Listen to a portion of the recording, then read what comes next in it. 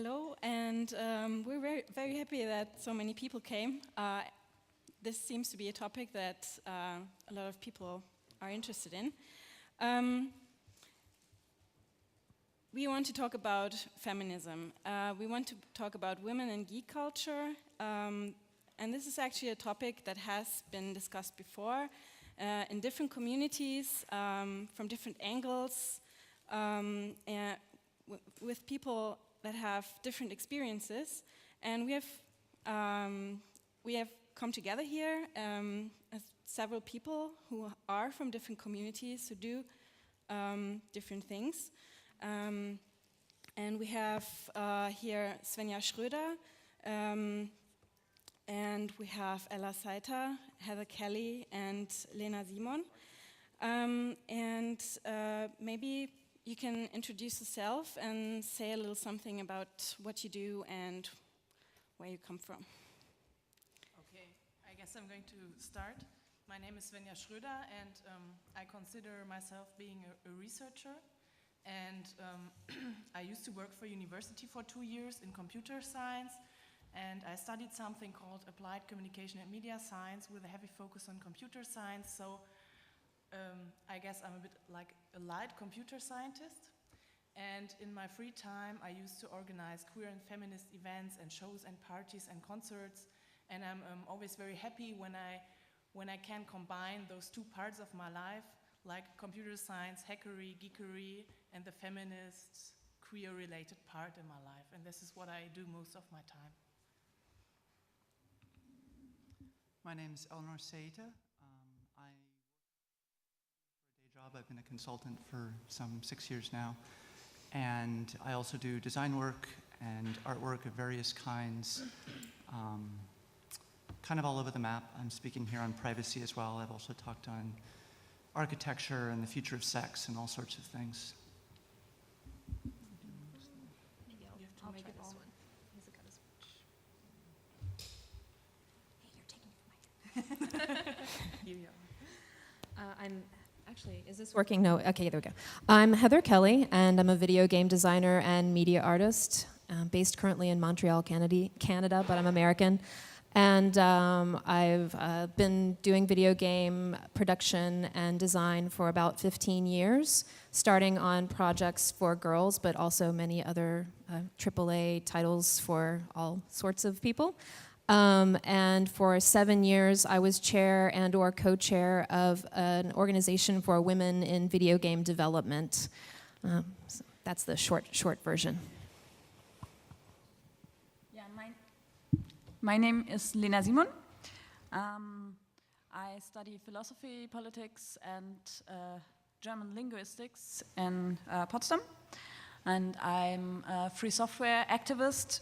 And I'm also a member of the German Pirate Party and a member of the Föbot, which, for instance, organizes the Freedom Not Fear demonstrations in Berlin. I consider myself being a geek, but not a hacker. So I don't hack, but I'm really interested in the political and philosophical part about the whole net and digitalization part of the society. And so I'm very interested in the developments in this area. Yeah. So. We have some topics to talk about today, and some of them maybe you already grasped. We're going to talk about gaming and narratives in games, as well as the professional part of gaming. And we're going to talk about media activism and politics. We're going to talk about something that maybe some of you have thought about or have been involved in or simply attended to, real-life hacker communities and hacker spaces, and academia, education, and what it's like in IT workplaces. now that we have a short introduction round of the panelists, we wanted to have another round of where we can say what feminism is to us. So maybe you can start, Lena. What is feminism to you? What does it mean in your life? Well, to be honest, I never considered myself to be a very, others said, I consider myself to be a very moderate feminist. But recently I found out that some people, especially within the Pirates, think differently. I grew up in a feminist household, and I considered some things to be, like really normal, and I didn't think that a lot of things have to be mentioned all the time again. But when I started to socialize within the hacker community, there were some things I considered to be normal which weren't quite. And when I started to talk about this, I started to have problems. So up until the moment when that I didn't address people with this topic, I was quite fine, but there was some problem talking about this, and ever since then I'm a little I have a few problems because people keep talking only about that, and I had the moment when I found out that I can't really work on my topics anymore, because the problem with feminism issues got that big. So I really thought, okay, I need to work on this area first. But actually, I want to work on my topics and on the really political topics. And I would like to be feminism and how women and men treat each other to be just not an issue anymore. Mm-hmm. Okay. And Heather, what is feminism to you? When I was thinking about how to answer this, I was having a hard time, because I realized that it's because, well, there isn't just one feminism, and anyone on this panel will tell you that, but I think the problem for me was that I don't even just have one feminism, and I couldn't decide which one really I would represent as my feminism. But if I looked at it at its very basic level, it would be about human rights and about the sheer reality that people are treated differently based on qualities that they couldn't choose about their biological or cultural situation, and that many of those crystallize around male and female or gender identity, and that feminism is trying to look at those problems through this lens of gender and solve some of those problems, not only with men and women, but that's sort of where the foundations of it started, and so that's why it's still called feminism. And that I fall in, that my range of feminism is quite broad, so I don't know if I would nail it down to one particular example beyond that general definition. Sorry. So I guess I became a feminist most strongly in college. I was doing a CS degree, and seeing how other women interacted with the faculty and the courses and stuff really kind of opened my eyes. I identify, to the extent that I want to put a name on it, as a radical feminist, not in the sense of being especially extreme, but in the political sense that says that the problems that feminism needs to address aren't simply about any specific issue. It's not about, oh, we need to achieve parity in some sort of representation in some specific place. It's that the fundamental power structures about how women and men interact, the fundamental inequalities there of the way society treats people, both in terms of gender, in terms of class, in terms of race, in all of these different categories, that until you erase those fundamental biases and those fundamental oppressions, you can't actually have any kind of equality that it doesn't matter if you have any specific marker that you're choosing to measure equality by. Until you clear up the fundamental inequalities, you can't actually have a free society or an equal society. And so that's my perspective on feminism, which is a lot bigger than just what is traditionally thought of as just sort of the scope of feminism. It's not just about gender, it's about everyone is human, everyone is fundamentally equal. So maybe I'm going to, For me, it's more like the queer feminism. I don't know if you're familiar with the term queer. It's about like, how can I say, deconstructing binaries, like gender binaries or binaries of sexual orientation. And for me, that's one part of feminism. I'm really not content with the gender binary system. It's like it's only male and female and nothing in between. It's like, I think that totally sucks. And for me also feminism is like, I really can't stand sexism, and I want to get rid of sexism. I don't want people treated unequally by their gender. And I think there's even more. It's like Ella said, but those are the two major points why I consider myself being a feminist. And what I really wanted to say also was like, for me, feminism is like, I really can't stand sexists and not men, It's like not every man is a sexist. That's what I always wanted to say in such a big panel, because it's also like not every woman is a feminist and not every feminist is a woman, and that's really a point. It's not against men, it's against sexists and of either gender. And having different points of view and different experiences was the point with doing this panel and coming together and just saying what bothers us. And the first thing that we wanted to address, or that we wanted to talk about, the first topic is gaming. And since gaming is popular, it's pop culture, and it's a big industry, not least, it's very present in society, and a lot of people play games. So the first question is, which gender stereotypes, are there gender stereotypes in gaming? I think Svenja wanted to talk about that a little bit. Maybe I can start a bit.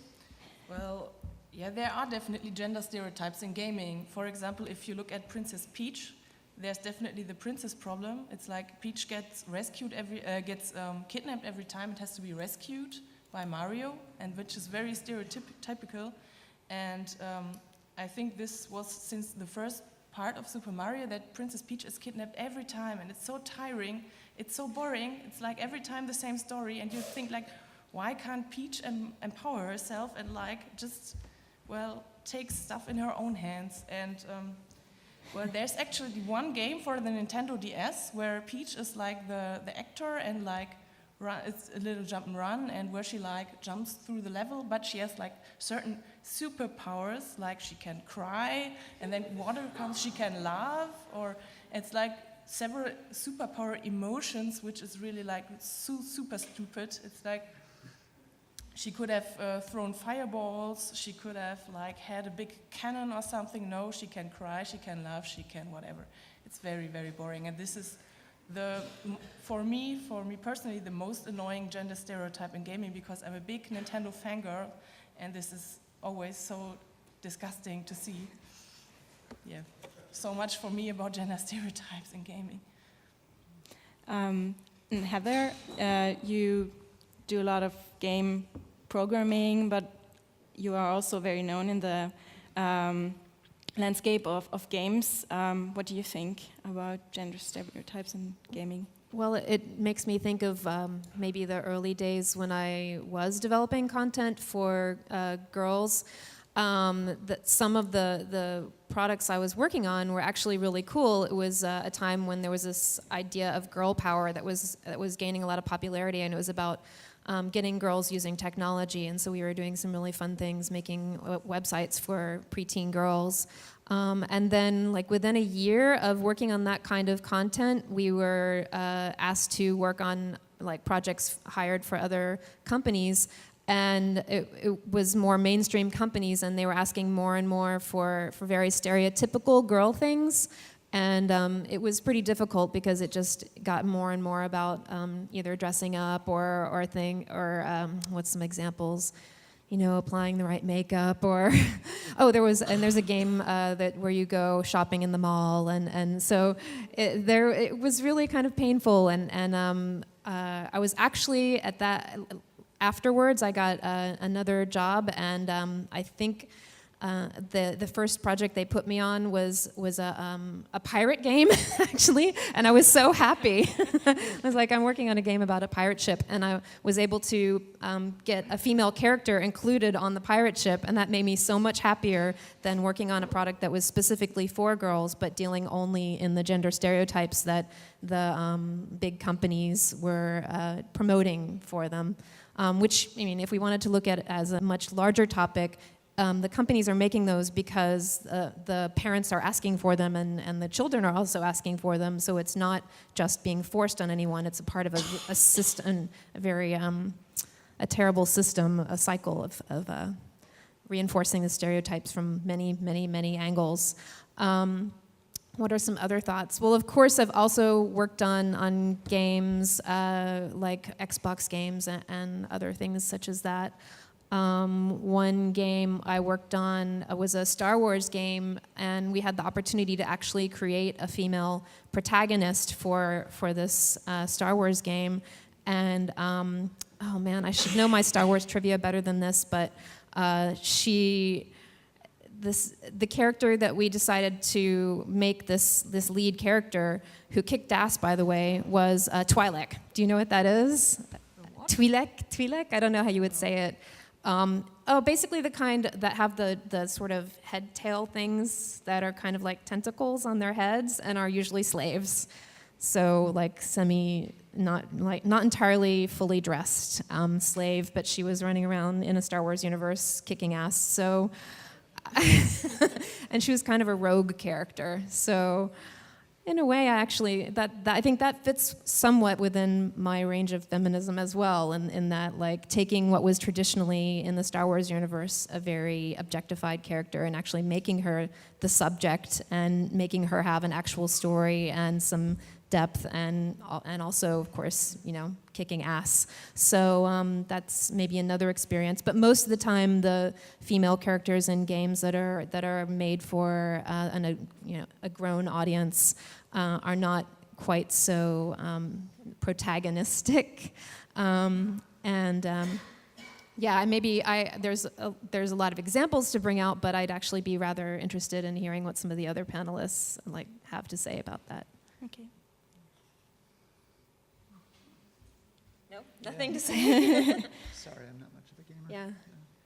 Any other thoughts? Does anyone have experiences in gaming communities? How it's there on forums and, I don't know, depending on the game, how it is when people play in raids and stuff?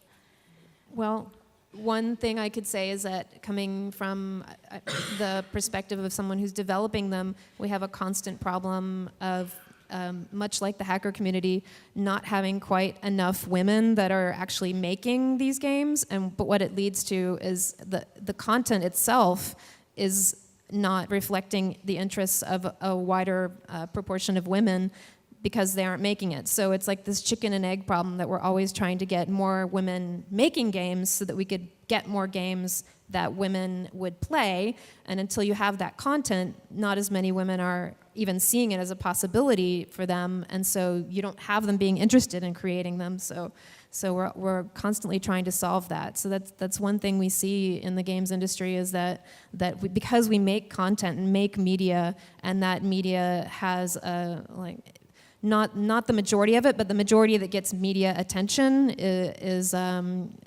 using these stereotypes.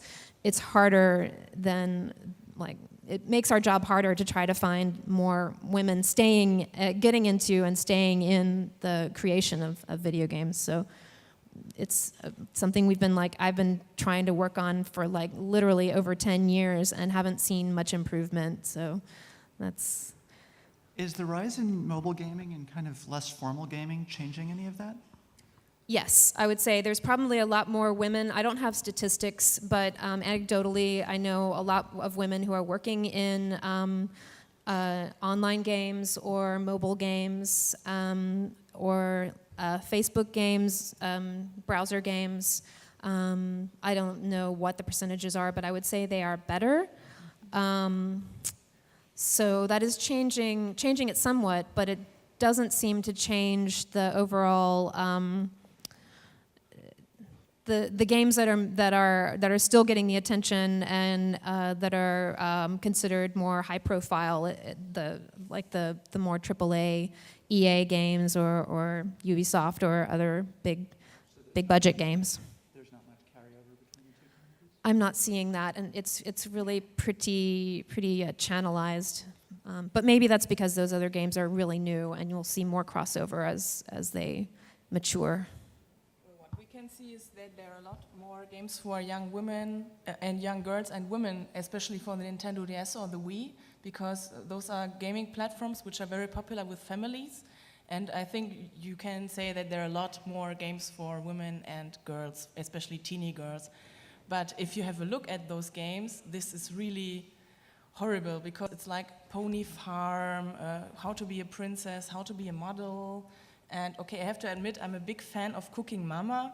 That's a game where you like cut stuff, cut food, and then cook it, and then you get like appreciated by mama if you're good at cooking. But you cannot really say that this is like a feminist game. Maybe if you, not really, but I really like it, I have to admit that. But there are a lot of those games, and I don't know, maybe does... Well, is it the content, or is it how it's marketed? You know, is it that it's the expected to content. only be... Well, I think I would have really loved a pony game when I was younger, so I just can't say, well, it's only, like it was forced on me. No, I would have been ecstatically happy if there'd been, in my childhood, some kind of game like that. But the fact that if a boy was caught playing it, he would be considered, he'd be mocked, I suppose. But I know it happens, actually. It's just that they'll play the game in secret and not tell any of their friends that they're playing it. Maybe, who knows? Well, that's what I've heard, basically. So, but yeah, to me, it's more that the games are expecting a certain gendered behavior, not that they're available, but just that they're only considered to be for one or the other. Yes, but well, I'm also not I'm not the Pony Farm type, and I'm also not the princess type. But yeah, I always, what did I play as a child? I played Super Street Fighter and Super Mario and Sonic the Super Hedgehog. I don't know, all this stuff. But there wasn't really a figure which I could identify with. It's like I could never really identify. But we have to mention that there always also were like subversive video gaming characters, for example, from Metroid. How is she called? It's, what's her name? Can somebody help out? Yeah, somebody know the Metroid character, female character's name? Seamus. Seamus, yes. Yes. And most of the time you don't really notice that she's a woman and she's really invisible as a character, but still she is. I don't know. Sometimes you get the outer perspective and then you maybe see breasts. I don't know. I never played the 3D games. But yeah, maybe you know of other subversive video gaming female characters? I don't know. Well, there's at least one in Zelda, Legend of Zelda. Zelda herself is sometimes kind of subversive. Yes, she was a pirate. Yeah. What are some other examples? Yeah. I don't know, maybe we can settle this later. You said something about the chicken and egg problem, and maybe part of chicken and egg problems is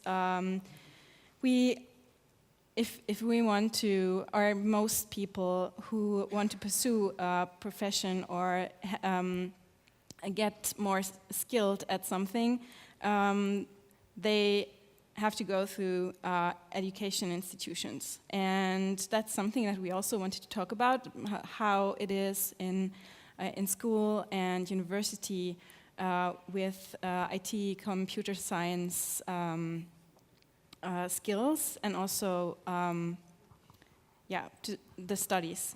But first we're starting with early on with school. And Lena, what do you think are women's or girls' experiences in school with coding, with math, with physics, engineering?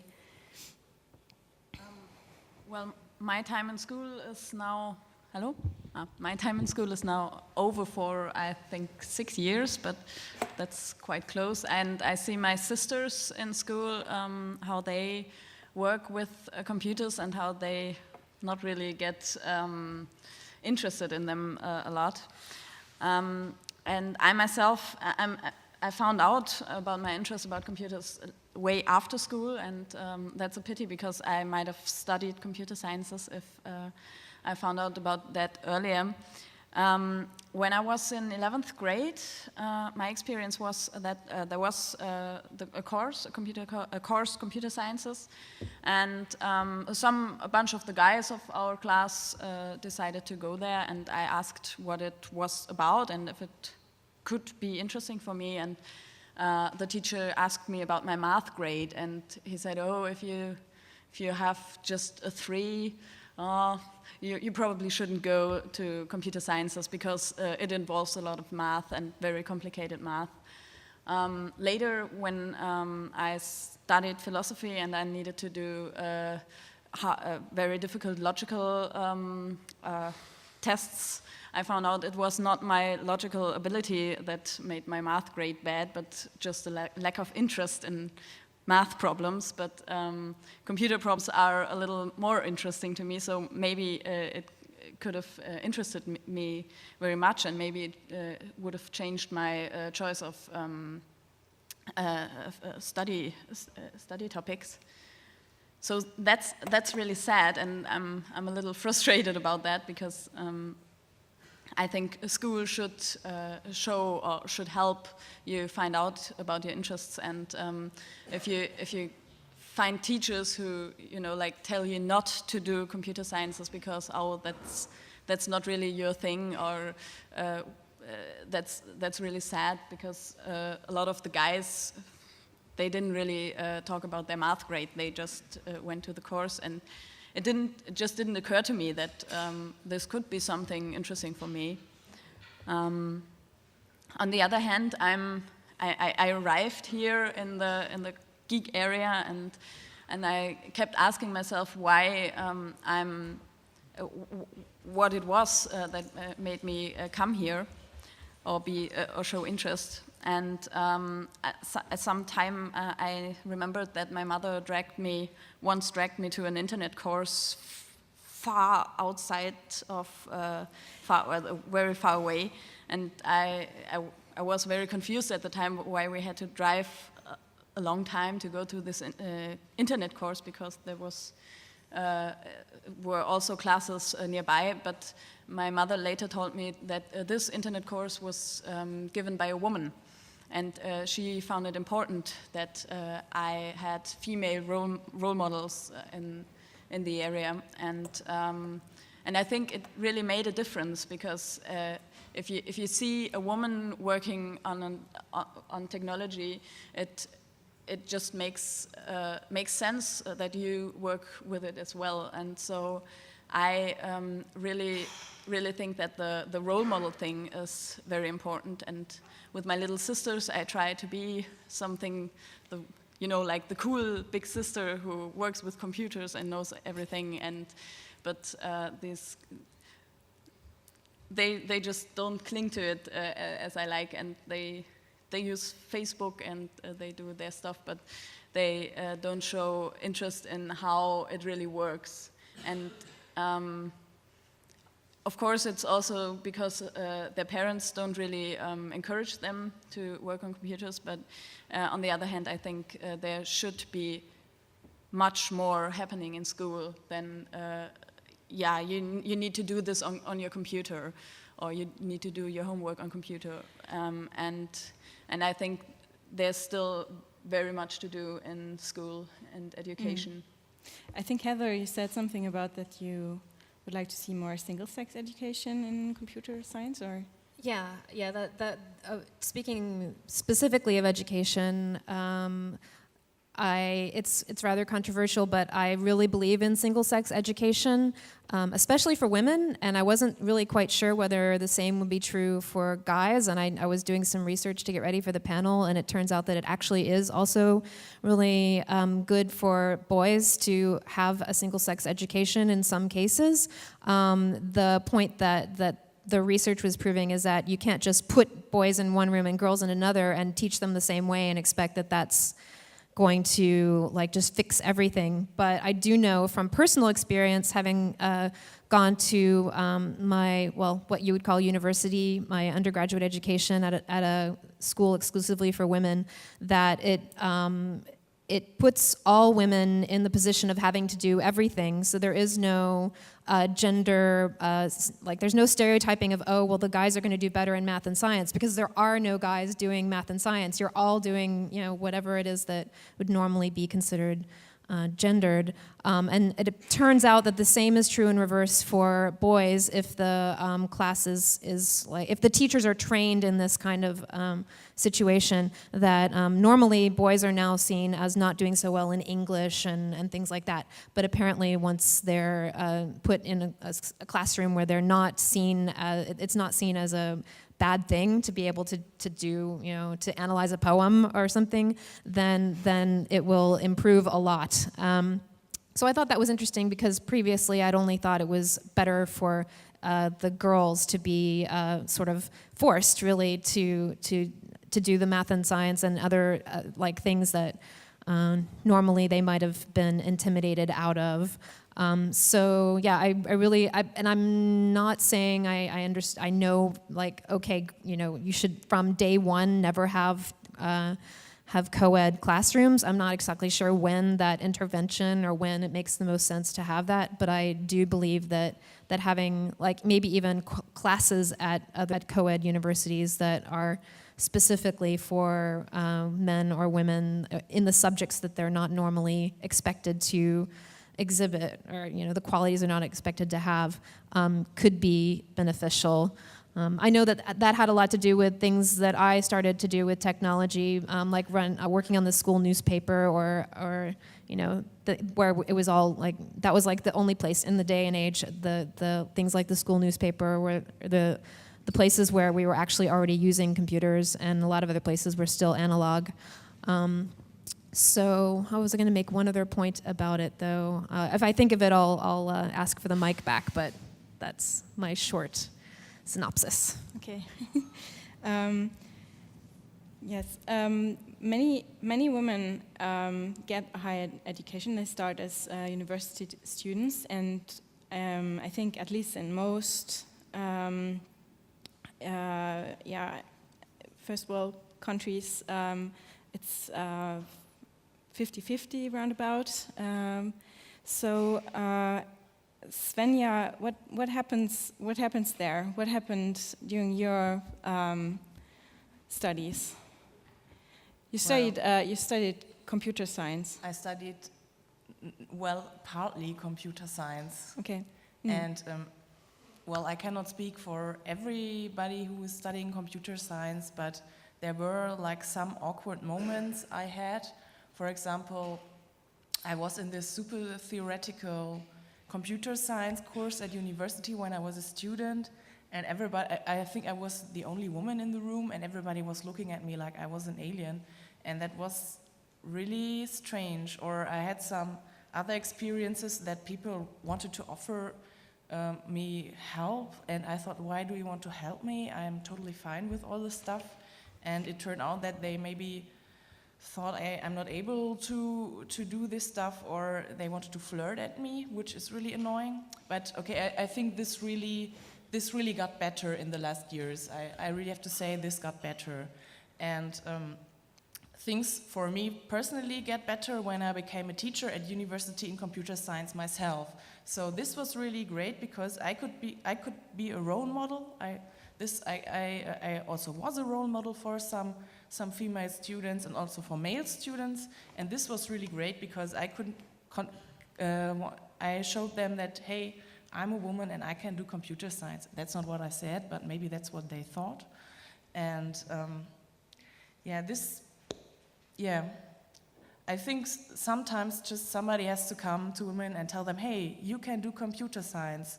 And this is simple but yet very effective, and that's what I learned, especially when I was a teacher at university.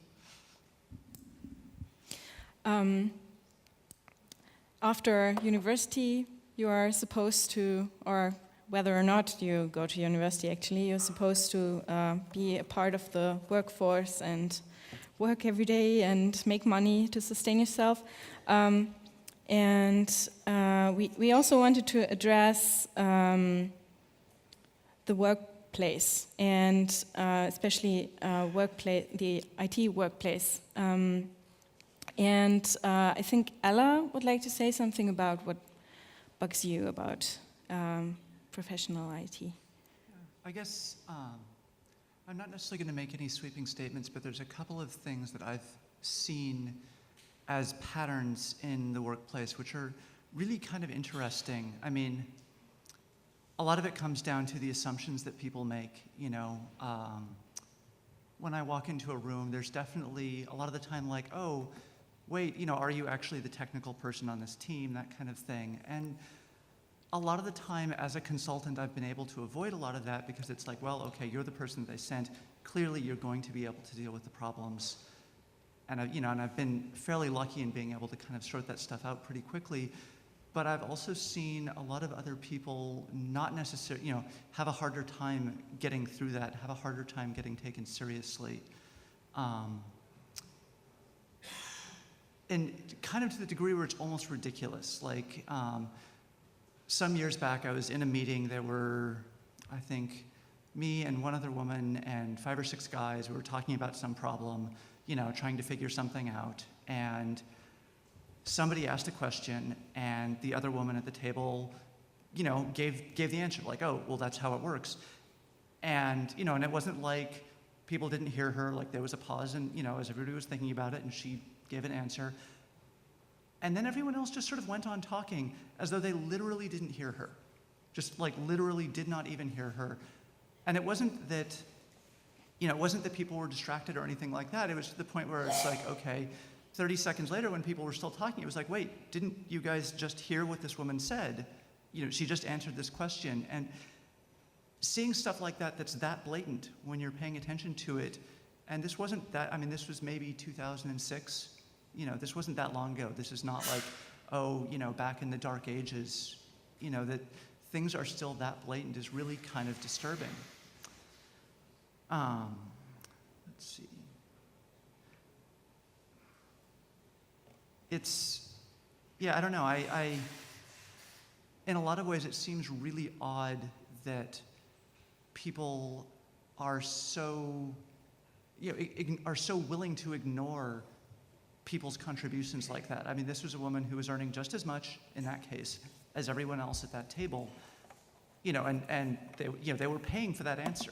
You know, this is not, you know, this is, you know, why ignore that big chunk of the workforce?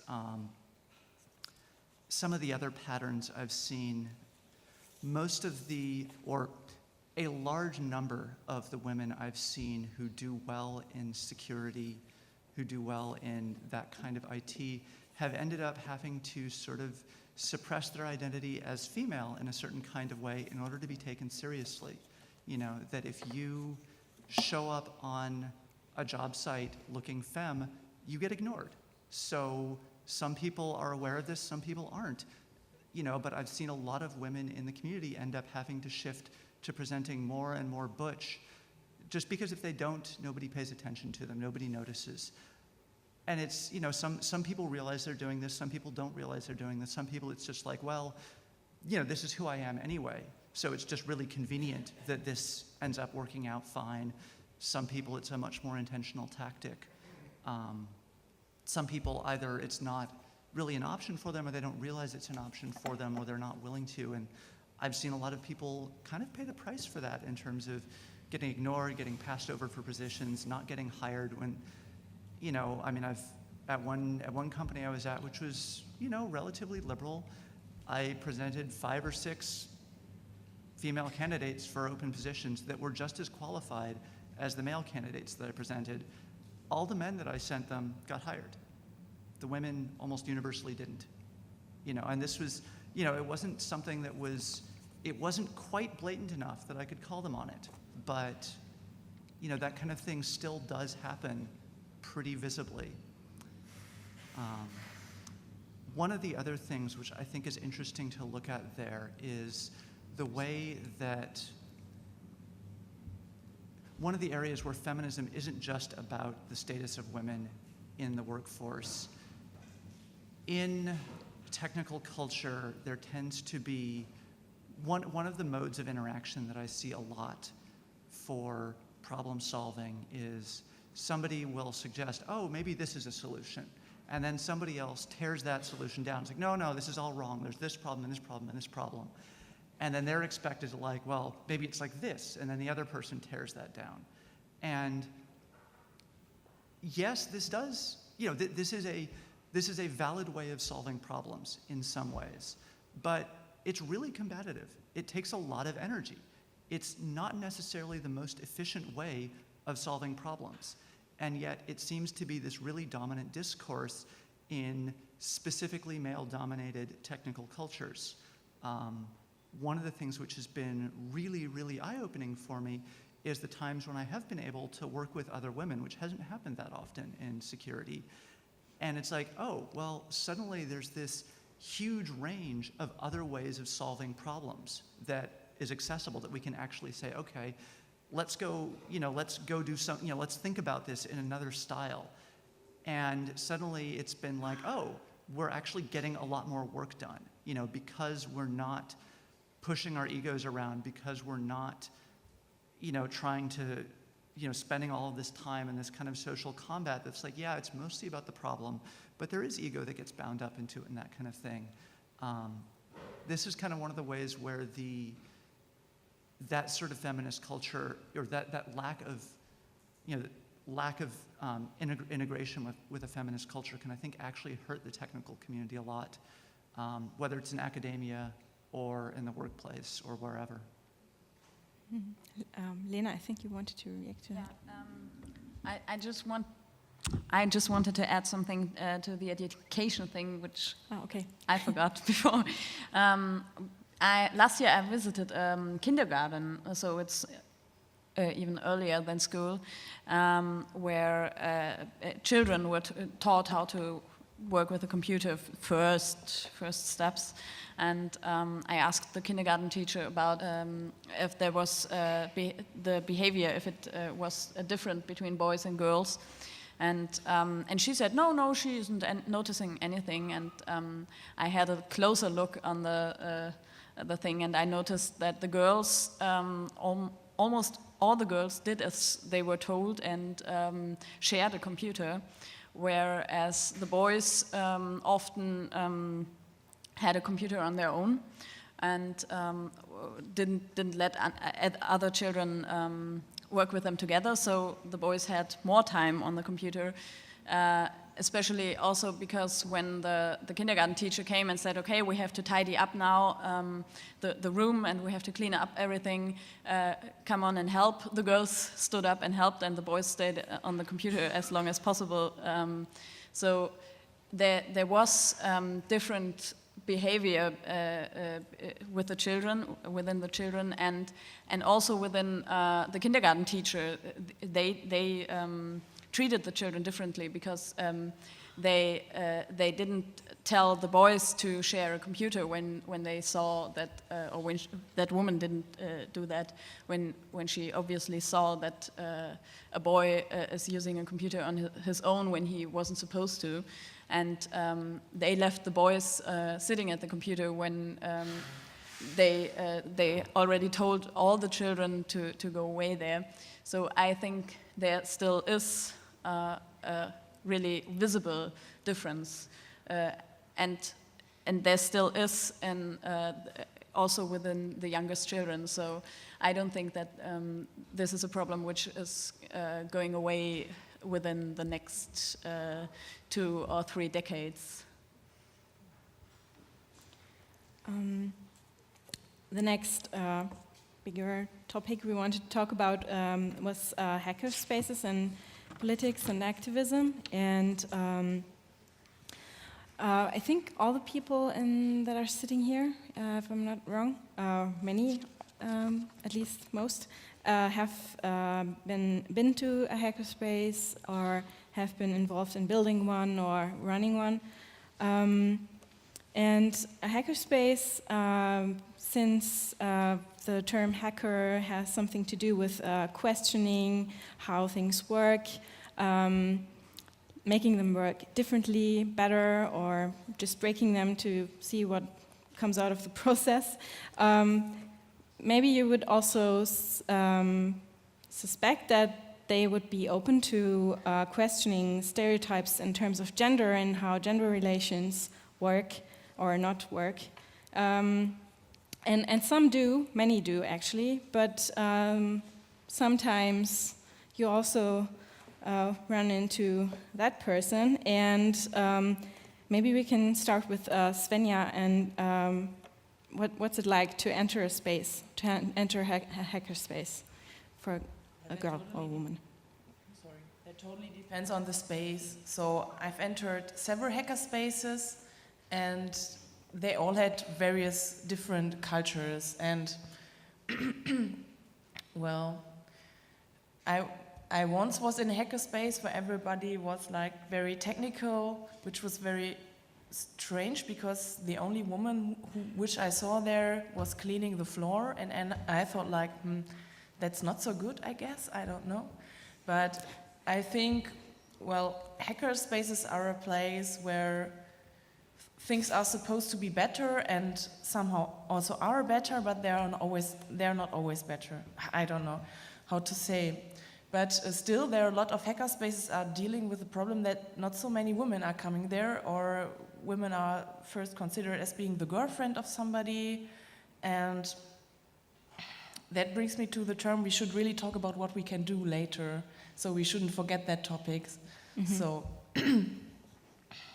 yeah.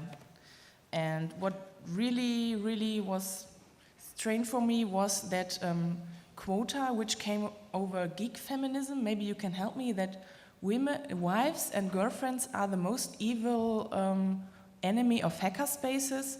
That was a quota from a local hackerspace list, mailing list. It was the mailing list from hackerspaces.org, the discussion list. Oh, okay, it was the discussion list. And this was really alienating me because I thought, why?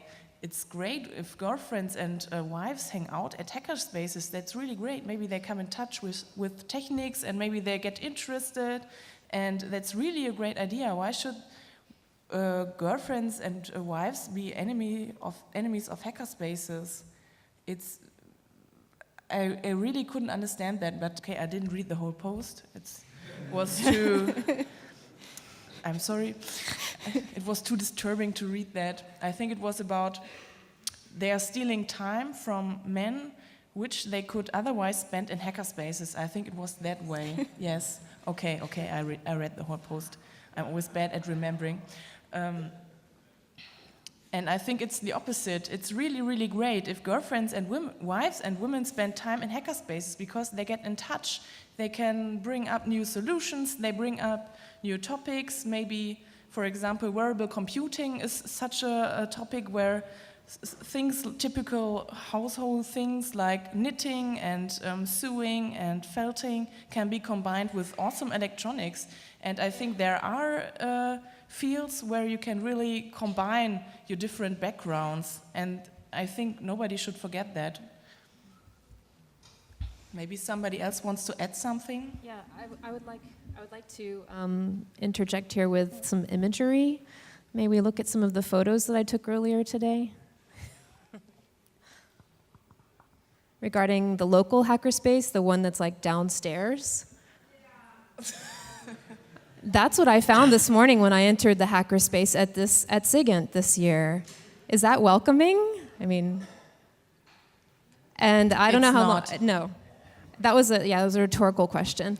So I think there's something to be said for hackerspaces needing to be a little more welcoming by not having something that would be potentially offensive, very clearly. And if, we could talk about why it's there, why it stayed there, or, but that was my impression. I've been to many other hackerspaces, and this was the first one where there was actually something that I was like, wow, I'm sort of shocked. Maybe this is some kind of crazy irony, but I don't think so. I don't really know what was going on, but I was very surprised.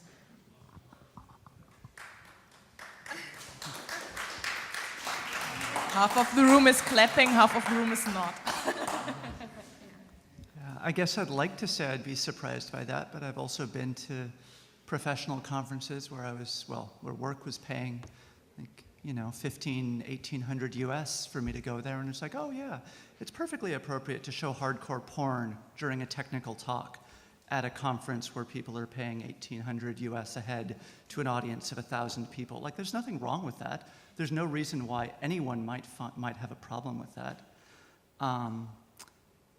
I think that there are a lot of cases like this where it's like, okay, yeah, you may not have a problem with that, and that's fine that you don't have a problem with that, but you don't get to choose whether or not someone else has a problem with that. That if you want to claim that you want other people in that space and that you actually respect those other people as human beings, if they don't like something, you have to listen to it.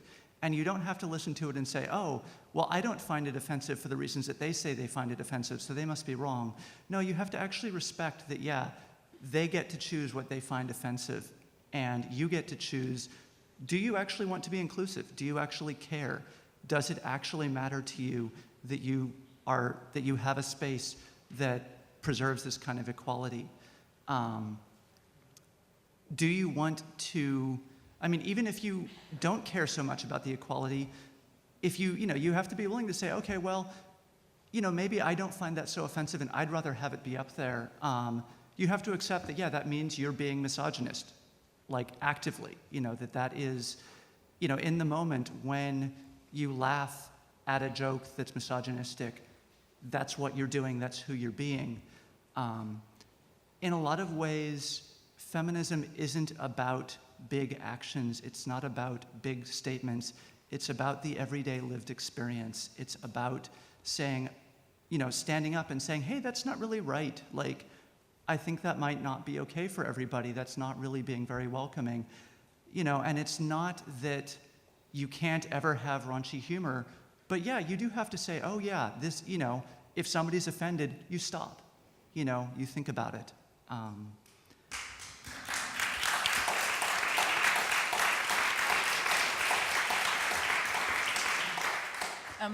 This picture wasn't there when I went back an hour ago or something. So maybe is someone in the room who went there and said, "Please take this off because it's offensive and it might scare women away"? It's possible someone just printed something else and it scrolled up and came over the other side. So. But maybe the good person, if it existed, is in the room, and I would like to thank the person. It doesn't seem that way, so. No, I think they started printing the Twitter feed to it and it just scrolled off, so there was no good person. But maybe we could take that down too now. Yeah. Like. No, she means picture. Okay. Take it away. Ella, you have been involved in founding a hackerspace, which started out as a workshop, and maybe how would you say one could help and nurture gender equality and diverse environment? Only by saying we listen. Is there something you can do actively, or what do you think about that? It's not necessarily easy to start a space that's really inclusive. It takes a lot of work. If you just start a space and it's like, hey, we're open to everybody, and I'm gonna like invite all my friends to join up and that kind of thing. And and it's a hackerspace, and chances are, if you're a hacker, you're probably a white male, you're probably at least middle class, and so are most of your friends. And so you start a space and you don't go out of your way to change that, you're gonna end up with a hackerspace that's mostly white middle class men. And this isn't true everywhere. There's always exceptions and that kind of thing. So I guess the first thing would be that if you want to change this, you have to actually commit to it, and you have to actually say, yeah, I'm going to put effort into it. This is something which is actually important. And again, if you don't want to say that equality is important to you, be upfront about that. Like, yeah, we don't really care if there's any women, if there's any people of color in this space. Like, that doesn't matter to us. We don't care if we're classist. It's cool. It costs 200 euros a month. If you can't pay, no problem. You can join another cheaper hackerspace or start your own. Yeah, it takes a lot of work. It takes a lot of fighting. It takes a lot of politics to go through all of these issues and come up with the solutions. It's not just about gender. It's about race. It's about class. It's about politics. It's about all of these kind of different groups. It's about being inclusive to queer people, whatever. One of the specific notes that I have for hackerspaces that I've seen repeated, I don't know how much it happens in Europe. I've seen it repeated all across the US. You have a hackerspace, it's like, oh, well, we need a space. We need like a physical place to open. So we go find an industrial space in a kind of a cheaper neighborhood. And then it's just a whole bunch of people from outside of that neighborhood going into this space. And like in the US, we have let's say you have a hackerspace. It's like, well, it's mostly in an African-American neighborhood. It's mostly in a Hispanic neighborhood. And yet everyone going to that hackerspace is white. And yeah, if you don't go out of your way to say, oh, let's let everybody near us know what's going on and invite them in, and not just invite them in this kind of passive way, but actively try to involve the neighborhood that we're in. If you don't do that, you end up with this really exclusive space. In some ways, my experience with the hackerspace was kind of different. The space in question, Public Nerd Area in Seattle in the US, was started as a private shop for myself, another woman, and one guy who's now still running it. Because it started as a private shop, that I was one of the subleasees, there was never kind of any question of like, oh, do I belong there, that kind of thing. So I got lucky. I got to avoid a lot of that stuff, and I could also afford at the time to contribute. The three of us paid 18,000 US between us to build out the space. So there is a lot of money in there. It wasn't the case that if somebody had come and wanted to join in, you have to deal with, oh, well, this person wants to join in. They don't have the money to pay that out. They don't necessarily have any more time than you.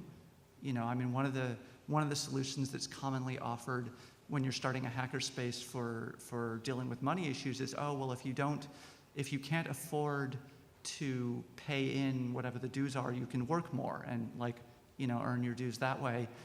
But just because somebody's broke doesn't mean they have more time. They're probably working.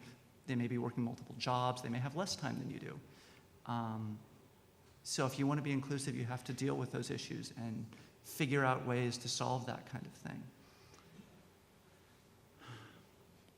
One of the things which is thrown back in a lot of cases when you have that sort of an organization are that, well, we don't want to have quotas. If we have quotas, then that it's not fair. It's then the men are being discriminated, or the white people are being discriminated against, or whatever the category is. If you have this kind of structural oppression, which is what this is, that there is this cultural structure that's not, no one specific is to blame. It's just how it happens that, women don't end up in these spaces. If you want to counteract that, you have to do so actively.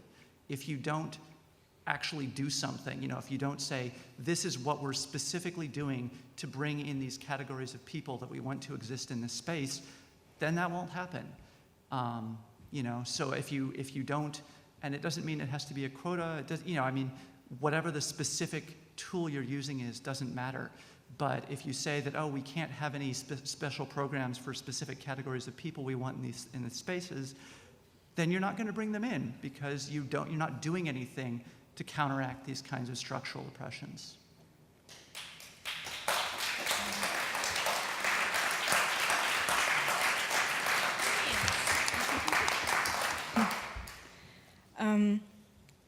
We want later on to talk more about what you can do to encourage people to come.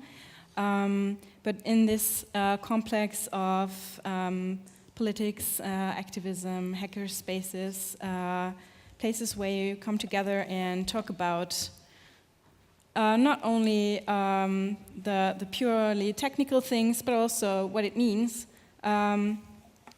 Elena Simon is a member of the German Pirate Party, and there has recently been some noise. I mean, I personally am from Germany, but now I live in a country somewhere far, far away. But I'm not really in the discussion. But to me, it was a lot of noise about one person, and I was wondering if Lena maybe wanted to tell us what was going on there and what that was about. Yeah. To get your own view on the thing, you can go to the web and read some of the things. What happened out of my point of view was that I felt more and more uncomfortable with the situation with guys and how women were treated within this community, and most pirates believe that we reached a phase where we live in post-feminism, and I don't think that's true, and I think we still have to talk about problems we have within our communities, and I think habits that have been going on for thousands of years don't go away within 20 years, and even if they were gone by now, we should take a closer look on if they're not coming back, because if I'm used to do something, it tends to come back even if I overcame it. And what I did was opening a mailing list only for women. So my experience was that women talk differently if they are just on their own. What you said with the classes. And on some topics, I got a lot of women talk very, very differently in a only women group, and I don't know exactly why that is, but I guess if there's only guys and no women, they talk differently as well. So that's not necessarily a bad thing, but still there's some things women don't tell each other in a mixed group. So and I just didn't want to lose for the pirates. I didn't want to lose women who feel uncomfortable and didn't have a place where to tell about that. And I myself was in exactly this situation, that I thought about leaving the pirate party because I felt uncomfortable, and I thought about women I could talk to about that, and every time I addressed a woman to tell her about how my situation was, she started to discuss with me about post-feminism and how we are post-gender, and I didn't need a political discussion at the time. I needed someone to talk to about my my problems, and so what I'm criticized for is that I didn't talk to any woman before I did what I did, but actually I tried to, but I didn't find anyone. So I thought, okay, we need an address where women can go to and can talk about if they have problems. If there are no problems, we still need this place for just in case. And so I founded this mailing list, and it's women only, and this had a lot of critiques because it is said to be not transparent, which I don't think does anything to do with each other, because if I have only one person and I talk to her or in confident situation, it's not transparent either, so what the heck. And I was said to be sexist and discriminating against men and all of this. So yeah, that's actually what happened, and I got quite famous within the Pirate Party, which I didn't really expect, because all I did was opening a mailing list, and this happens thousands of times every day in the web. And it was a private mailing list. It was nothing that said, okay, this is officially by the Pirate Party or something like that. And yeah, last week I confronted myself with the criticism out of the members of the Pirate Party when I oh God, when I was trying to be elected as one of the leaders. Mainly, what? You ran for election. I ran for election, right? Mainly because there was not one other woman running for election, and I was a little shocked by this, and then people said, okay, we want to vote for the women, but they are not applying, so what should we do? And then I said, okay, well, let's try it. And the problem I see is that at the time when the guys were talking and could be asked questions, not one of the women got up, except for me and my friend, to ask any question. And when I stood there, 50% of the questionnaires were women, and those were the most aggressive questions, and the most the questions like, can you deal with it because you study, and can you cope with the time? And I was thinking, like, okay, there was a father with 4 children, and no one asked him if he has the time to cope with family and Pirate Party, but I with studying, that should be a time issue or something like that. Or another question was if I was able to look at the male side, which I'm not scared that the male side is getting too short, is not getting enough attention within the Pirate Party. So that was really interesting, because these questions mainly came from women themselves, and I'm trying to figure out what's that all about. But that's basically what happened within the discussion. But also what happened was that a lot of guys came to me and said, I think it's a great thing what you're doing, and keep on going, and don't let them push you down. And or guys who said, okay, I didn't really get what you wanted, but it sounds like you have a reason, so please explain it to me. And so what's important for me to say is that the guys in the Pirate Party are not all misogynic, but I think most of them don't get yet what's it about to be a woman in such to be such a minority as a woman in such a place. And a lot of the guys are very interested in finding out how to make the situation better. Okay, so we were asked from different people if we could provide any tips, any hints as how to be more welcoming or how to encourage women to get into male-dominated areas like hackerspaces, like open source communities. And I think that what we want to show is not new, but it's something that we could agree on, and maybe showing it to you just explains it once more or a little better. I don't know. Can you get the side up?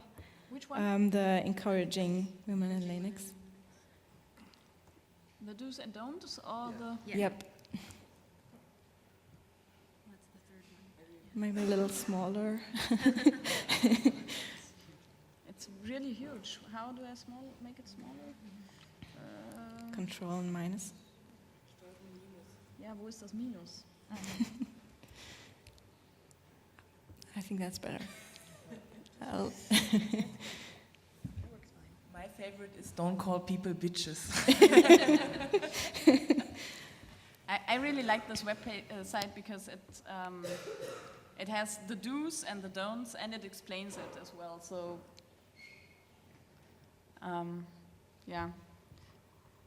Does anyone want to do one thing? My favorite one is don't take the keyboard away. Or the soldering iron, for that matter.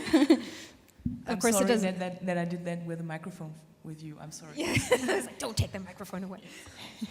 Yeah. Of course, it's not meaning don't literally take it and hide it or something. It just means if a woman is working on something and and you come along and she maybe asks a question, right? Don't just grab the keyboard and start doing things for her. We could go through all these points, or what do you want to do? Or we just look at highlights of it, or give the URL out. It's a really good list. I wouldn't want to give it too little attention. Maybe everyone could just say the favorite points, or Yeah, my favorite one is don't make sexual advances towards women, because it's really getting, or it gets annoying if, like you're in a room with 100 of other guys, and imagine how many maybe try to, it can get really annoying. It's written down there, so maybe you take a closer look afterwards, but still you may be very friendly. So this is a point. Well, that got better for me in the last years, but okay, maybe that comes with my butchy appearance. I don't know, because I look like the total butch. And what I always appreciated was when I was really actively invited into a hackerspace, and that was, or into another place. And this is really one thing you can do if you care about having like more diversity in your space, whatever space that might be. Can be political party, can be hackerspace, can be university. Invite people. Tell them this is a place for them. Tell them they're welcome there. Maybe ask them what topics they would be interested in. Tell them what their interests are, and encourage them to come there and to work on their topics. And yeah, it's good for all of you, because you get new insights into new problems or new topics or new issues, and you can learn from each other, and a broader diversity is good for all of you. Is it this list that has something about the actual physical location of your space? I can't remember. That might have been, it's either this one or it might have been Jens's list of design patterns. I can't remember. But it was about like when you actually place when you put your hackerspace in a certain location, that you need to make sure it's safe, like that people can actually get to it without fearing for their life. And I think that's especially true if you're trying to encourage women to attend, is to not put it somewhere safe and or near public transportation, and or have the lighting be good so that you're not afraid of approaching this dark building. Really simple, obvious things like that it would be good for everybody, but especially for women. What other good ones are there on there?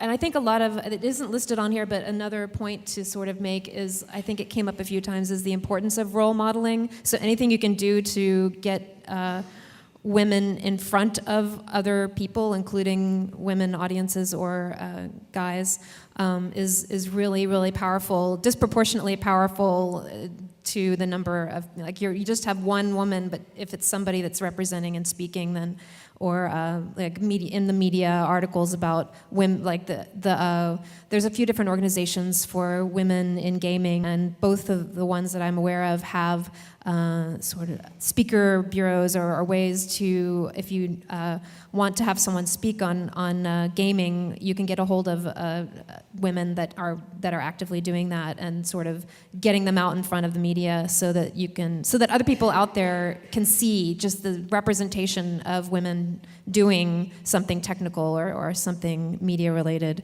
and that's incredibly powerful. And I think that your example with the teacher, that your mom drove like a really long way to get you a teacher, so you could just, by example, she didn't have to tell you, but just by example, there was a woman that was doing this, and that things like that are really important.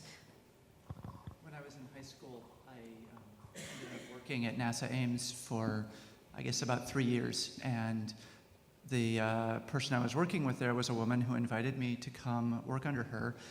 And there was never any question that women could be successful scientists, because there was this woman who was, she was the one who taught me to program for the first time. I'm still kind of in awe of her programming ability, because she could type for 3 hours straight, writing Fortran 77 at 80 words a minute nonstop, which was kind of intimidating, but it was just like, wow, of course women can do this. Of course women can do this really, really well. There's no question, and that made a real difference. That made it mean that, yeah, of course it's accessible. Of course it's right there. For closing, we wanted to show some initiatives or websites where you can learn more.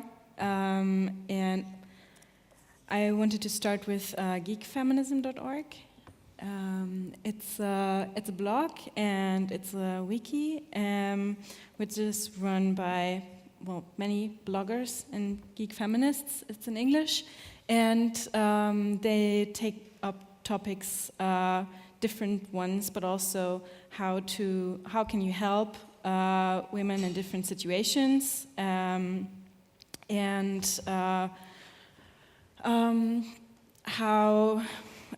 It's about a really big selection of topics, and the comment sections are really interesting and very well moderated, which is not the least point if you read about this topic.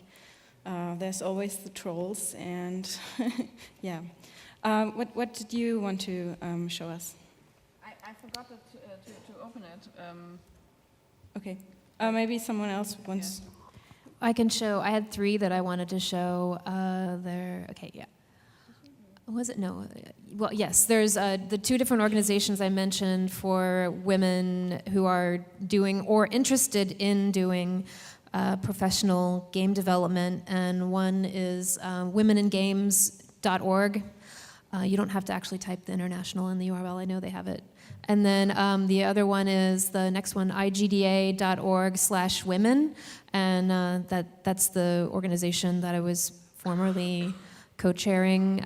So both of those are professional organizations or nonprofit organizations for women making games, but of course, and there's different discussion lists and message boards and things that you can join and take part in, and all of those are open also to anyone who's interested in the subject of women in gaming. You don't only have to be female. And then an online magazine called womengamers.com that is a little more from the perspective of game players, but they also often, in fact, like the top story right now is a subject about, there was an article in one of the mainstream video game professional publications called Gamma Sutra, and it was a top 50 developers for the last year or something like that, and people that had done projects recently, and there wasn't a single female in the entire list, and so there was kind of an uproar over that. And then, but it's also, womengamers.com is also focusing on games, like reviews and things like that, and other topics of interest to women who like to play games. It's not as career focused. So those are 3 different sources for discussion.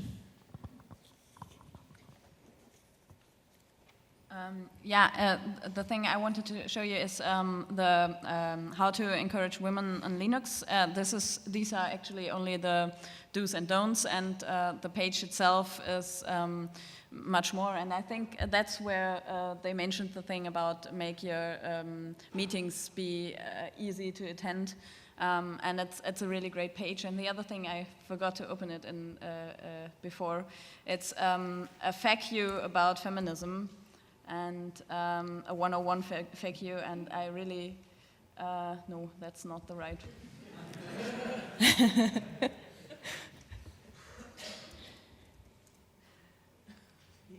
And it's really nice because you can go there to, here it is. You can go there either to find out things for yourself, or you can send people there. They actually say that, and there's the place where they ask, are you already a feminist and you're just looking for input? Then you can read this, and or were you sent here by a feminist? And what's behind that is what's behind every FAQ, that if you're talking about a topic and a newbie comes along and doesn't know heck about it and asks questions you have been answering thousands of times, then it gets really annoying to keep answering to these questions. So you say, oh, please go and read the FAQ. And and with feminist discussions, this happens really, really often. And so they started to form a FAQ on feminist questions, so that if someone comes along and asks a question which has been answered a million of times, they can just say, okay, go there and read the FAQ, and you get a lot of input. And I think it's a really nice place or page to start, and to get some informations and to get some first ideas. And there are at the site there are some questions, and you can just go surf around there, and it's really nice, and it's made by a lot of women. So there are also different kind of answers, different views on the topic, and yeah, it's really worth the time and worth the look. And is this the time to promote my? Yes. Yeah, of course. I put some flyers on the chairs as well, but if you didn't get one, you can get some here. If you'd like to get involved a little more, in 2 weeks we are having this seminar meeting in Hattingen, which is called Frauen im Net, and there's some places free left, so if you want to come and take part, it's going to be very interesting, I think. And yeah, here are the flyers, and the webpage is frauenim.net. Ella wanted to add something. A couple of things I wanted to mention. Linux Chicks, that's Chicks, CHIX.org, is an international organization of women involved in the Linux community, which they run discussion lists, they do have things specifically for getting women involved in Linux, but it's also just, it's a technical community, it's a lot of things. It's a great resource to know about. And then the other thing that I wanted to mention, just kind of as a more general resource, it's somewhat US-centric, but feministing.com has a lot of general news, discussion, all sorts of things. So that's another good site to check out. I can only add the German Gender Planet. Maybe you can open it, but you have to Google it. I don't know. It's not genderplanet.de, it's something else.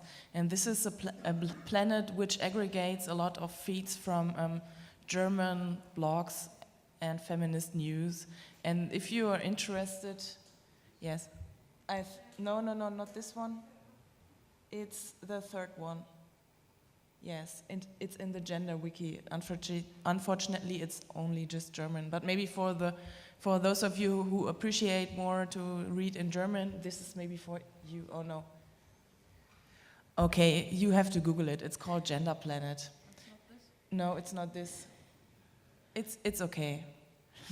But if you come to a site which aggregates German feminists news, it's the Gender Planet. And what I wanted to add is I wanted to thank you, the organizers from the sigint, to be so interested in our panel and to give us the space to talk to you in this great place. I really wanted to thank the organizers. Thank you from all of us.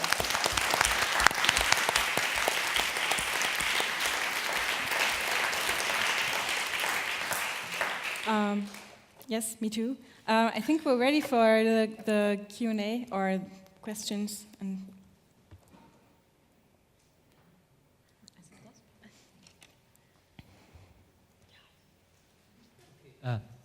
thanks a lot for the really interesting conversation.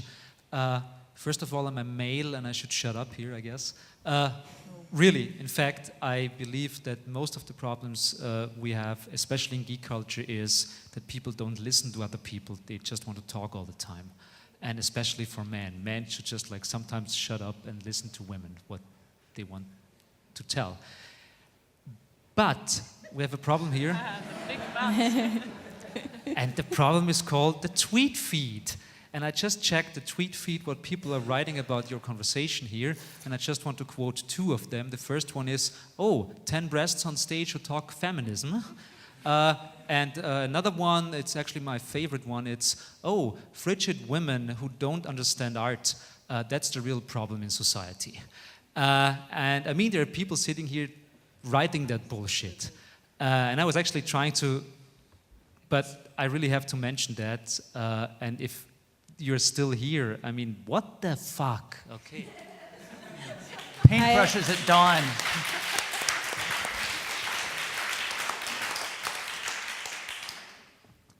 Does someone want to react to that, or? No. He said, I'm Sorry. assuming that So I read the tweet about 10 breasts talking about feminism too, and I thought, well, maybe there's some guy trying to objectify women, but then I found out, no, that's probably not the case. It's just someone who's really not that well educated, and maybe they believe that women actually talk with their breasts. So sigint, of course, wants to be open to all kinds of people, even the not that much educated ones, so welcome.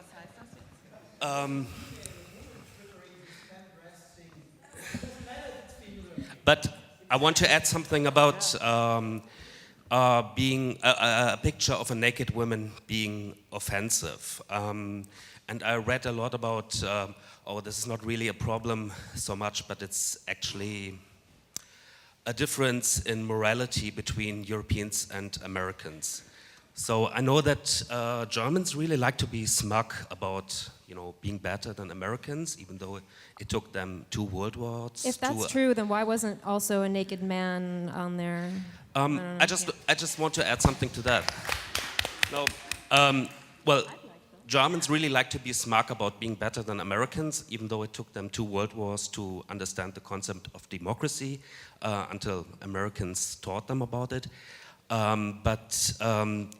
Maybe there's a different threshold of what is offensive to Europeans and to Americans. Let's not talk about that. And also, most women have seen a naked woman by looking in the mirror. So, yeah.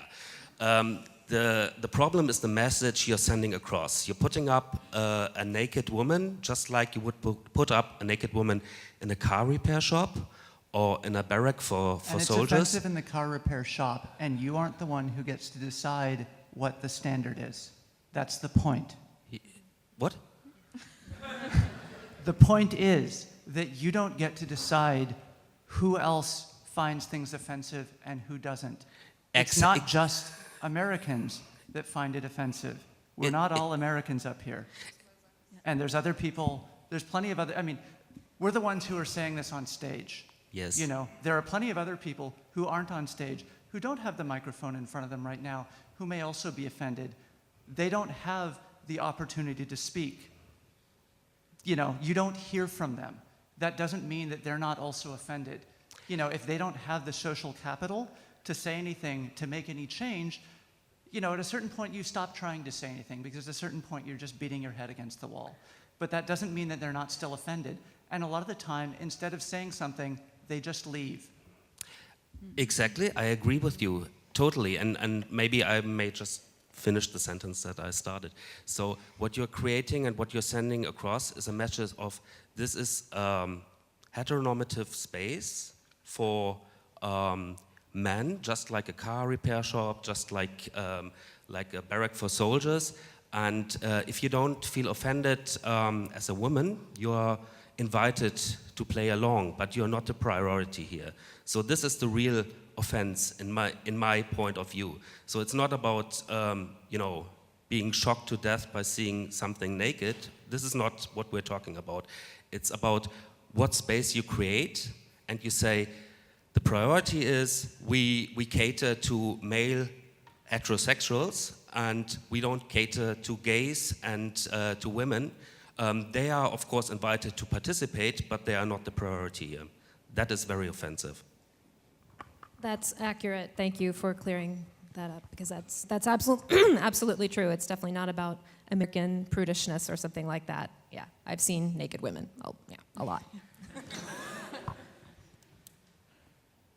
I think over there was one. Okay.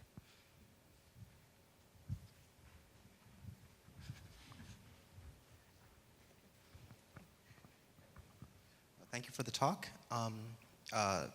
I find that as a male, that one thing that's often not spoken in such discussions, mainly because, you know, men generally don't get on panels and talk about gender imbalances, is that this is the gender divisions are also in many ways harmful to men. And I think one of the panelists did touch upon this, that she mentioned that workplaces in IT are quite aggressive oftentimes. And I think a lot of that, or at least some part of that, is how us men are trained to be, in some ways, to try to dominate each other to a large extent. And it also impacts other parts of our lives. Like, I think that when you really look at the subject, it's quite absurd that, you know, we segment ourselves into these two groups, and there's huge divisions. So, for example, if you go to a programmer conference, you'll have, you know, all the males, except for like a wife or whatever, all the programmers are males, and the people serving them at the restaurant are going to be women oftentimes. And the exceptions to the people serving them may be a male manager. And I think that there's something psychologically problematic when, you know, I don't think people can easily internalize that without that becoming weird in some part of their lives, internalizing a sort of absurdity. And so I feel that I should be asking a question, and I don't know how to phrase my observation of this into a question. I just do think that in areas of your life, like just relationships, you know, your own personal relationship, when you have someone who's extremely close to you, and yet you see this person perhaps as like a thing to win, which is oftentimes, you know, part of male culture, that, you know, you see a person, that person's a woman, for example, if you're heterosexual, and there's a dominance relationship there, and I think that it just means that you're not living life in the way that your life could be, you know, and I think that's very important for males to understand about patriarchy or male supremacy or whatever we call it. I don't even know what the word is, but that's supposed to be a question, I'm sorry. I'd like to answer anyway.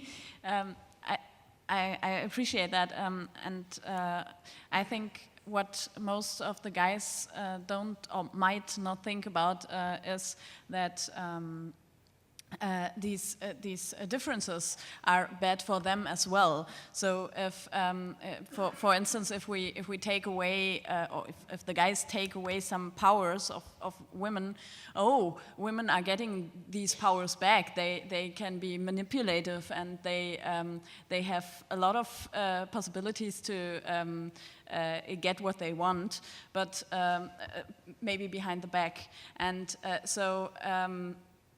if the guys don't want to be manipulated by their girlfriend or whatever, this is also bad for them to take power away from the women, or to keep them down, because there are things that happen in response, and so. Guys should be very interested in having really equal, real equality between the genders, because that's also a bad thing for them. Or if you apply that more to things that happen in, I don't know, hacker spaces, or in other parts of, there are other parts of life. If you have such rigid gender roles that, well, only the man has the real power over the machine, while only the woman can do whatever else, the reproductive stuff, it's really hard for a man, or it can get hard for a man to say, well, I'd love to learn how to knit and how to maybe do other stuff. So it's you're not only hurting yourself, you're also limiting your life and what you can do with it a lot. I just wanted to add that. I want to try to end on an up note, but I guess I don't know. I'm a man. I don't have the same perspective that you would on this, but do you think that the problems that we're talking about here and that we're describing, are they getting better or worse? My temptation is to say that they're getting better because I see improvement, but I recognize that I may not have a valid point of view on this one. So I was wondering, I guess for all of the panelists, do you think that the problem of gender inequality is getting better or worse, and why, either way? Maybe I can respond to that. It's really getting better, but it's not done, and that's the point. And this is something people always call like, well, it's gotten so much better. Now we're in the post-feminism or post-gender area. No, we're not. And I think everybody is somehow sexist. It just depends on how much you deal with it. And everybody has to deal with it with his or her or its own sexism. And this is really one point.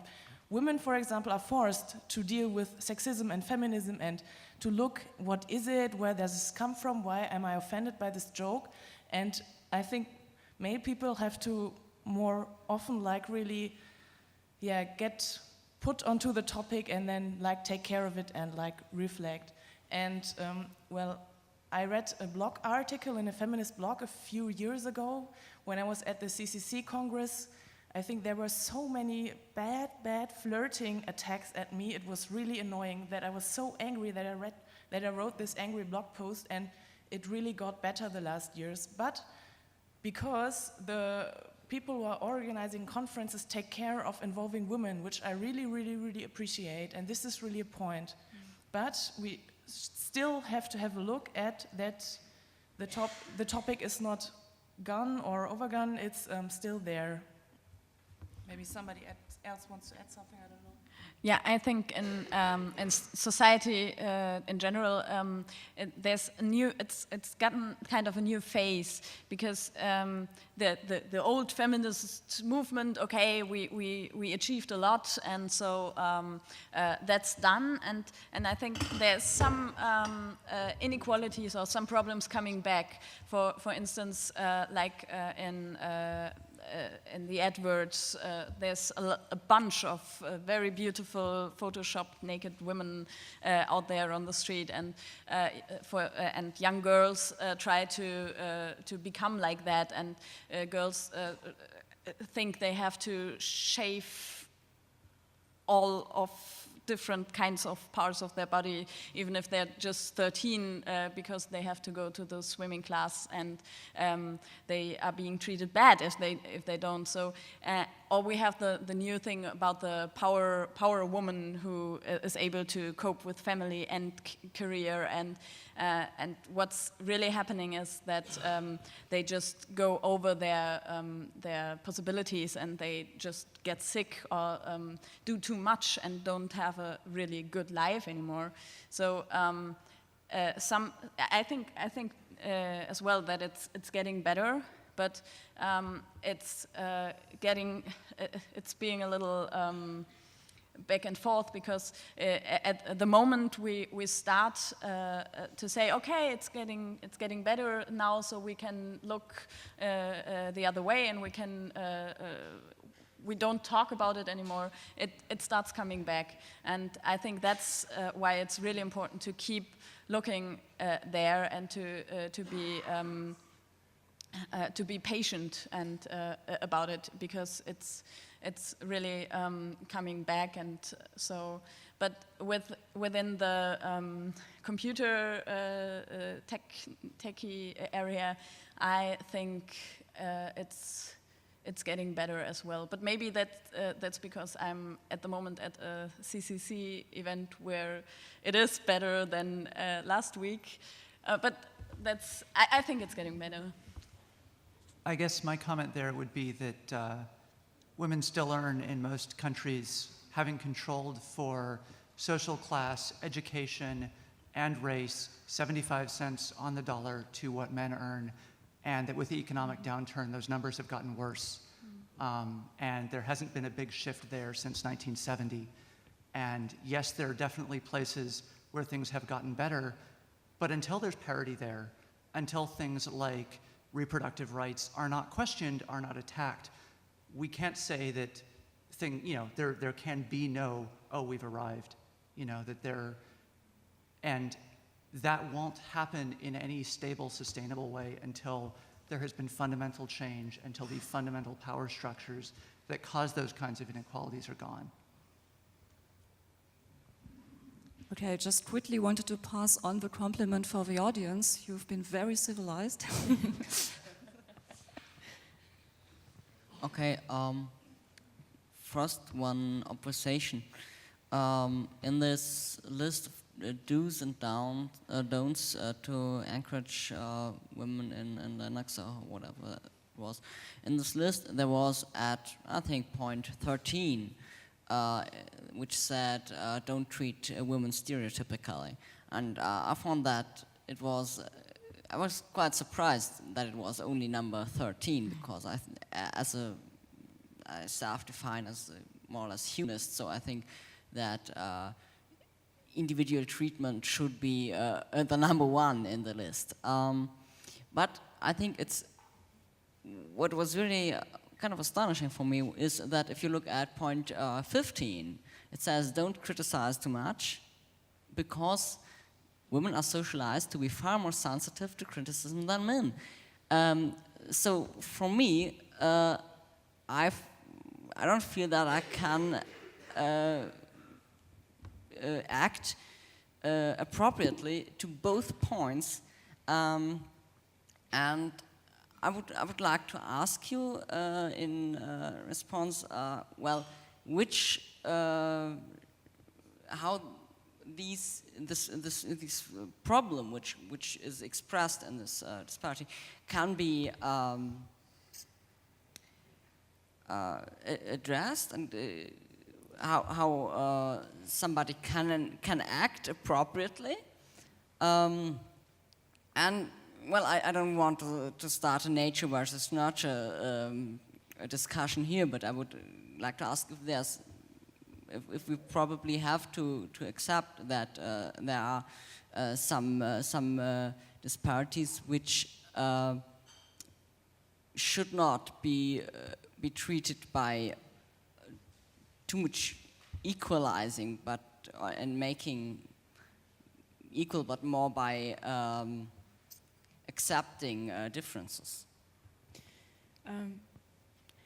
I think I understand that this is not a document that is in total consistent, and yes, it is confusing, and to start listening and to start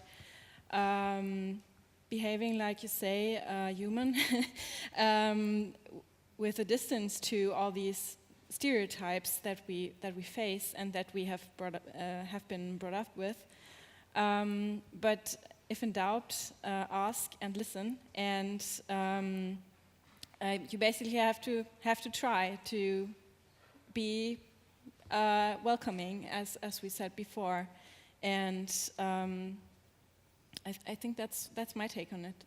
Anyone wants to add something? Or? So, I mean, ignore the stereotypes there. Don't criticize anybody overly, you know. Actually think about what you're saying. Be kind to people. You know, try doing that for everyone. Don't just do it to women, and maybe that'll work better. You know, I mean, it doesn't have to be about the stereotype. It's about just like, don't attack people when you don't need to. You know, try to just be nice to people and be friendly, and see what happens. I don't think you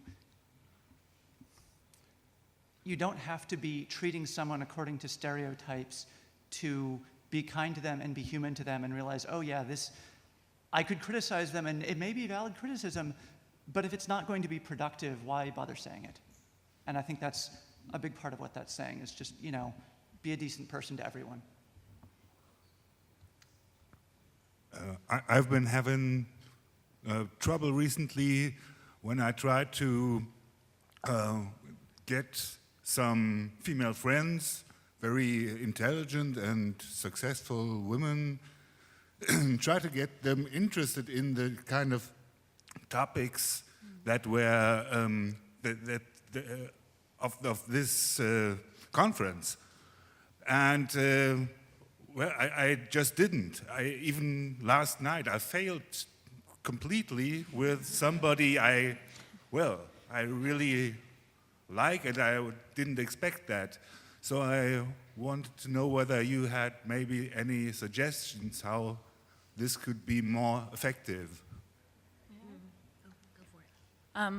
Yeah, that's a really, really good question, and I'm confronted with that all of the time, because I think it is really, really important that women contribute more, and most of my friends female friends are like, oh, I'm not interested in that, and they are really political, they are really intelligent and or philosophical, and it bugs me that I can't tell them how really important that is, this issue is, this topic is.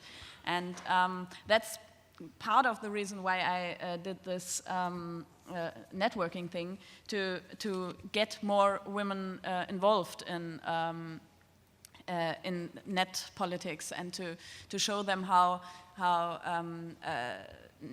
the network is something that empowers them, and that the whole feminism, not the whole feminism, but a big part of feminism is just screwed if women say, okay, we don't want to have this part of empowerment, because the guys are taking it, and the guys are building networks, and women have to see that this is really a political and important issue.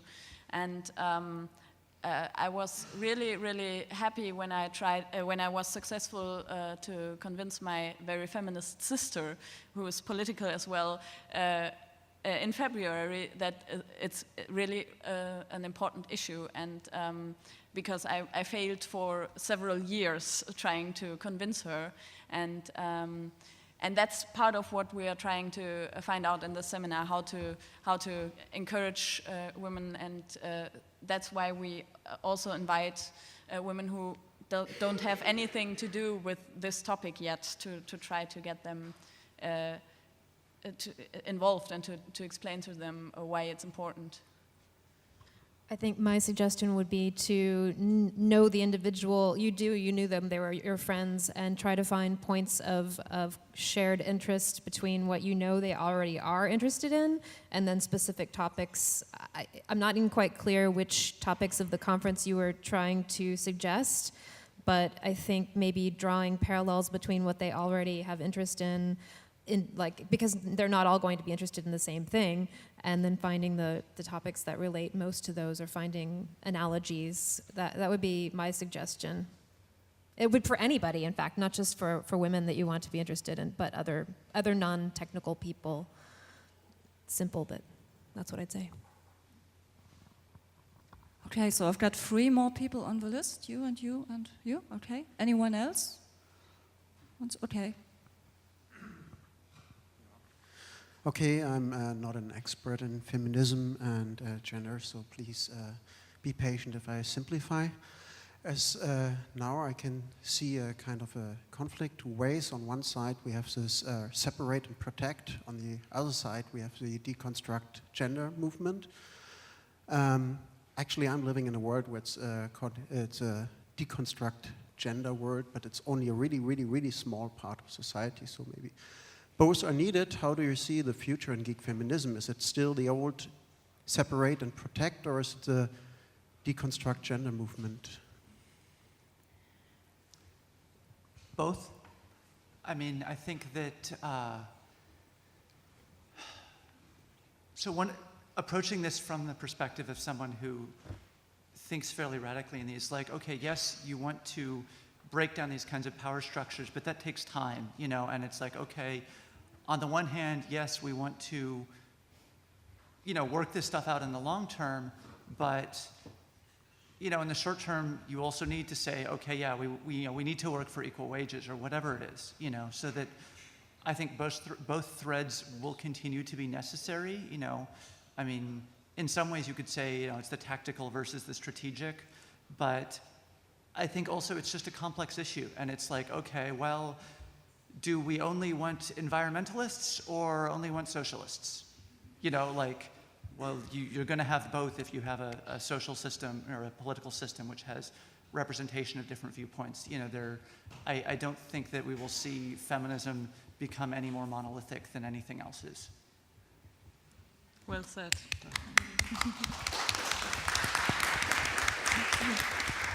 So, I was asked over Twitter that I should explain heteronormativity, and so I don't know if anybody of you is familiar with the term heteronormativity. It basically says that there's a norm when it comes to like privileged persons or like person groups, and the norm definitely is like the male, middle class, white, heterosexual man, and everything which like is not in this norm is like underprivileged or like treated as the other. And so we are all speaking here about like women and men, and I would have loved to speak more about sexist and feminist or something like that. It's like Ella said, you have to do both. It's you can speak about men and women, but it's at some points it's difficult and not good to speak in that way. And it's when you say like, if you deconstruct like men and women as the privileged and the underprivileged positions in society, you can also add, you have on the one side the stereotypical heteronormative men, and maybe on the other side, like the others, well, okay, it's not two sides. It's very difficult when it comes to this part, but you can also speak of the underprivileged position with trans women, trans men, transgender person who are not the one or the other gender. It's like in between, or one day woman, other day something else, I don't know. And it's, yeah, sometimes being a non-typical gendered person is even worse than like being just a woman. It's, for example, look at me, I have short hair, I do not dress like the typical woman.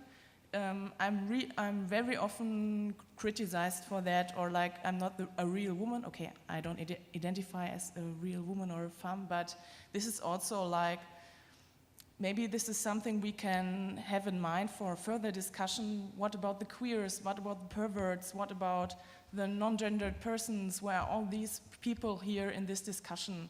Because I think those people are even less visible in this hacker space, hacker society, and in the whole society.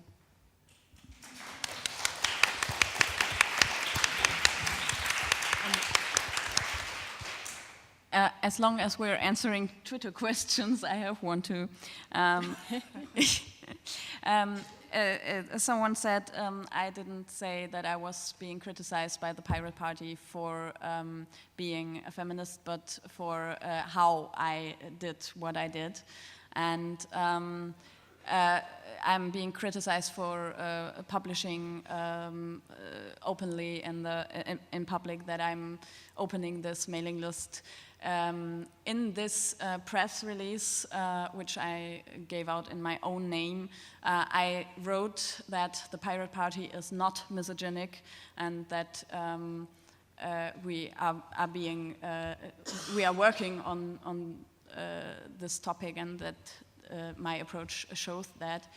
However, I'm not convinced that the protest, that what I did was only due to my action, because this press release was, I started the whole thing on a Saturday, and the press release got in public on a Sunday, or at least people got aware of it at Saturday evening, Sunday morning. And in between that time, so between about 2 p.m. and the evening of Saturday, a lot happened, and it was like erasing a website, or the wiki was erased by people. The discussion was very far already when people got aware of the press release. So the critique that came against me was not only because of this press release, because the press release was later, and earlier at the time I was attacked and called a sexist, and everything I heard in the next 2 months I already heard on this Saturday, and so I understand people who say, okay, this press release was not right. I still don't think it was wrong, but I can accept that people think it was wrong. But I don't think the argument is working that this is the only reason why people criticize and attack me, because all the attacking happened also before the press release got public. So that's what I wanted to add. Hi. What I want to say is like more an observation than a question, but well, like, okay, I come from Eastern Europe, probably the only one in the whole, I don't know, and I kind of have the feeling that in my home country, and I'm from Bulgaria, and probably in countries like Romania and the situation like women in technical jobs and professions and studies is a little bit different than here. And more specifically, for example, in the university, at home they're like more or less 50% women in subjects like physics or computer science or I don't know. And I personally asked myself, why is it that way? And why isn't that at all the case here? And I came up with like a couple of explanations, like probably that the communism in the past, the socialism actually encouraged the equality between men and women, and women picking typically men's jobs, I know, or probably because of the economic situation that people generally, no matter men or women, need to take care of their like lives and provide for them, and being the breadwinner in the family. So they just picked something up that brought up enough of money, and this was, for instance, computer science, or I don't know. And yeah, probably to wrap that up as a question, do you have kind of experience on that field, and do you have different thoughts on that topic? And do you think that the history or the cultural background, or I know, is kind of a responsive for women being pushed out of technical fields? I don't think I have seen any numbers on this, but as far as I know, in Eastern Germany, the numbers were quite equal to what you just said. But after Eastern Germany and Western Germany became one country, I think this has changed again, and this is, I think it's an example for how something that has been a good thing that has been achieved can see a backlash, and that I think it's a sign for that you just have to work more for change in different areas. Like, for example, that I don't know if anyone else wants to say something about this. No, I think we don't know much about it. Oops. I wanted to ask you if, with the discrimination in place in the general society or main culture, compared to discrimination, gender discrimination in subcultures, how do you perceive that? Because in one point, subcultures as punk, hardcore punk, heavy metal, or whatever, we kind of get equalized a bit through the fact that we are, to a certain extent, outside of general society, but then the numbers are much more extreme, or at least in these subcultures, than in general culture. You know, hardcore punk, you usually have 80% men and 20% women. Hackers here, it seems to be, is probably about 90 to 10 or something like that. So I just wanted to, does the freakishness of people grouping together helps a bit, but or is it the numbers are so vast that the discrimination, even in the subcultures, is more dominant than in general culture? I guess I'd sort of, in some ways, expect that a culture that sees itself as more outsider would be more understanding to the position of other people who find themselves as outsiders and say, oh, okay, you know, I know what that's like. I'm going to go out of my way to help bring these other people in. But for some reason, it doesn't seem to work that way. You know, it ends up being that, you know, oh, and maybe it's like, oh, I've got my little kingdom, now I need to defend it from, I don't know why, you know, but. I think most of the people just think very one-dimensional. They think like, wow, I'm so indie, I'm in the punk scene, now everything's fine, but it's not. It's like, I know that there, even also in the hardcore punk scene, there's a reason why the Riot Girl scene came up in the States.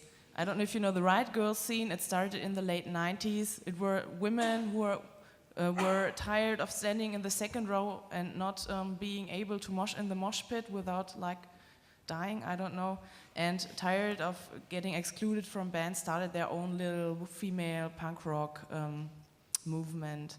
And I think, yeah, it's just, if you belong to a certain subgroup, you shouldn't stop thinking when you're there and think of yourself as the other, but keep in mind that there are also other criteria which really exclude people.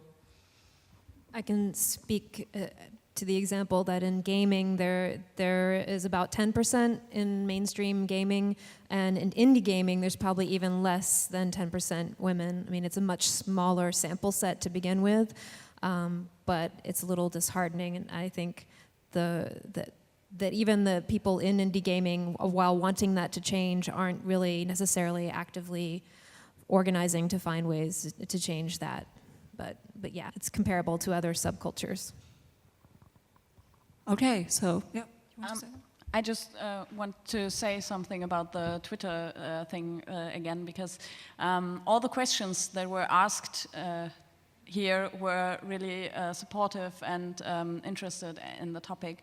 And since we're not being streamed out there, it seems that all those who think, who have really critic comments about it, they tweet. They just tweet and they don't just say what they think. And I think it's a pity, because we could have talked way better than just going on over the internet. And it's more secure, it's more safe. You don't have to get up and show your face saying some evil stuff. And I think it's a little it's not working that way, so I would have really appreciated those people to get up and say what they want to say, but say it. Well, I think the person with the tweets which annoyed me the most has already left the room, so if somebody else is there, you can still stand up. I don't know. Yeah, you have the chance now. That was what I wanted to say. The person's probably left the room anyway before. So anyone remaining is still. So I think we really have to finish up. Some people want to have dinner. I thank you very much to all of the panelists, and I thank all of you in the audience very much for this discussion.